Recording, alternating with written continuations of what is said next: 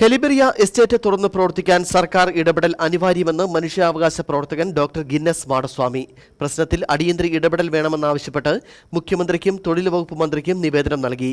ഹെലിബെറിയയിൽ നടക്കുന്നത് തികച്ചും മനുഷ്യാവകാശ ധ്വംസനമാണെന്നും മാടസ്വാമി പറഞ്ഞു.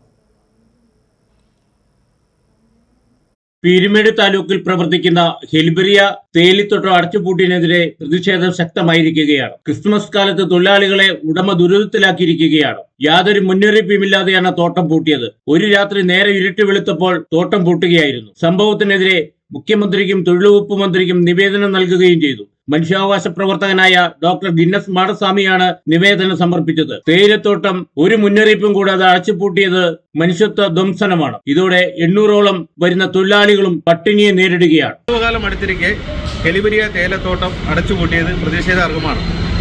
ഇതര സംസ്ഥാന തൊഴിലാളികൾ ഉൾപ്പെടെ 800ഓളം വരുന്ന തൊഴിലാളികളാണ് ഇപ്പോൾ പട്ടിണിയിലായിരിക്കുന്നത്. അതുപോലെ തന്നെ ഈ വിഷയം ഉന്നയിച്ചുകൊണ്ട് ബഹുമാനപ്പെട്ട മുഖ്യമന്ത്രിക്കും അതുപോലെ തന്നെ ബഹുമാനപ്പെട്ട തൊഴിൽ വകുപ്പ് മന്ത്രിക്കും നിവേദനം നൽകിയിട്ടുണ്ട്. കഴിഞ്ഞ ദിവസം ഈ വിഷയം സംബന്ധിച്ച് CIP-യോട് സംസാരിച്ചു.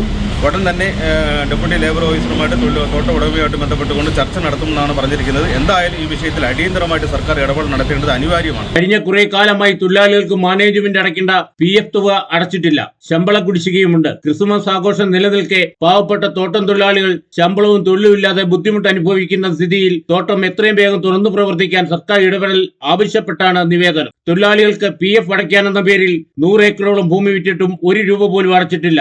3 മാസത്തെ ശമ്പളം സ്ഥിരം തൊഴിലാളികൾക്കും 7 ആഴ്ചയിലെ ശമ്പളം അന്യസംസ്ഥാന തൊഴിലാളികൾക്കും കുടിശ്ശികയാക്കിയാണ് തോട്ടം ഉടമ ധിക്കാരപരമായി പൂട്ടിയത്. KK Jayakumar, Idukki vision news, Upputhara.